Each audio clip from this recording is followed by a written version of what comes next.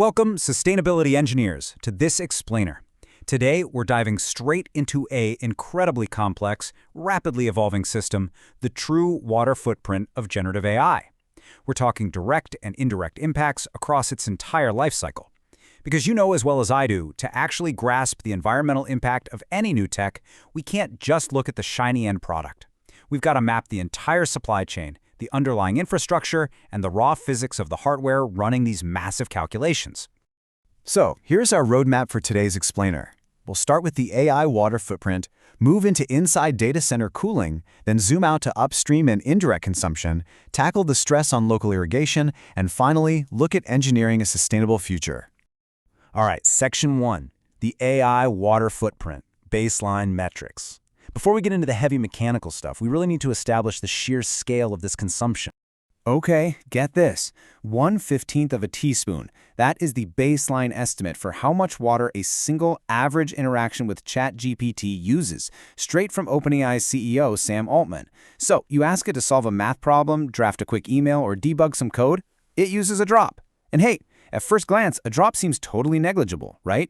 But context is literally everything here. OpenAI claims they're processing 1 billion messages every single day. And remember, that's just one model in a massive ecosystem with competitors like Gemini, DeepSeek, and Claude.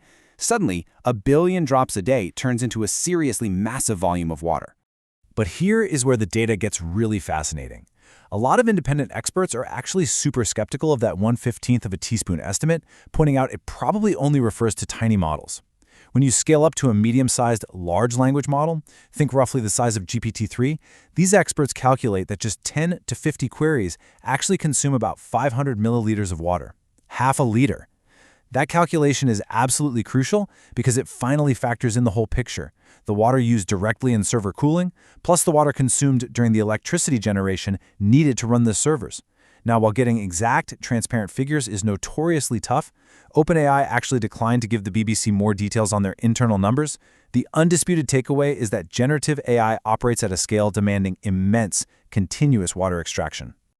Moving right along to Section 2, inside data center cooling. We need to look closely at the micromechanics of why these specific facilities are so incredibly thirsty. You guys know that every single time a prompt goes through, it triggers complex calculations on some of the most specialized, power-hungry computer chips on the planet. And even during the training phase, long before users are typing in prompts, these chips are grinding through intense, non-stop workloads. All that processing power generates a phenomenal amount of heat. Historically, data centers relied pretty heavily on air cooling. But with generative AI exponentially driving up energy intensity, facilities have literally been forced to pivot to liquid cooling just to stop the hardware from melting down. Let's quickly walk through this loop. First, a special coolant is piped directly over the processing chips. It absorbs the heat, pulling it away from the sensitive electronics, and carries it to a heat exchange unit. In that unit, water comes in to reduce the temperature of the coolant so it can safely recirculate back to the servers. Meanwhile, that water, which is now incredibly hot, gets piped out to massive cooling towers. Out there, fans and water vapor do the heavy lifting to dissipate all that heat straight into the air. Now here's the absolute kicker: evaporation. Sure, some of that water gets recirculated, but a massive 80% evaporates completely into the atmosphere. Mechanically speaking, that water is entirely removed from the local liquid source. And because this water has to be practically pristine to prevent things like bacterial growth, clogs, or corrosion inside miles of expensive data center piping, these facilities rely overwhelmingly on clean, municipal drinking water. Which naturally brings us to Section 3, upstream and indirect consumption.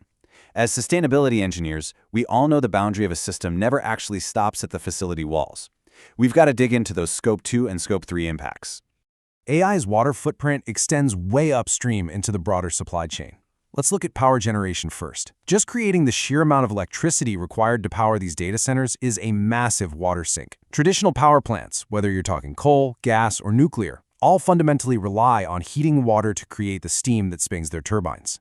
Then you have hardware manufacturing. Long before a server ever gets bolted into a rack, thousands of gallons of water are consumed just to build it. Mining and refining the highly specific critical raw materials needed for advanced semiconductor chips, it's an incredibly water-intensive process. So water isn't just a byproduct, it is structurally embedded, direct and indirect, across the entire creation and operational lifecycle of AI. If you want to understand the trajectory we're on, just consider these projections. The International Energy Agency expects electricity demand specifically for AI-optimized data centers to surge by 400% by the year 2030.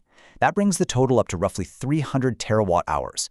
To put that massive number into perspective, 300 terawatt-hours is basically the entire annual electricity consumption of the United Kingdom. And obviously, a 400% spike in power demand guarantees a massive proportional spike in the upstream water required to actually generate that power. All right, Section 4, stress on local irrigation. Let's pivot and look at how this intense resource extraction is actually translating into geopolitical and operational realities on the ground today. I want to read this quote directly from the source material because it really grounds all our technical metrics into concrete reality. Quote, "We are extracting water from a water circuit that is necessary for irrigation, for human consumption, and hygiene." Think about it. When 80% of the drinking water used in a cooling tower goes up as vapor, it's gone from the local circuit. It is no longer there to water local crops or supply municipal taps.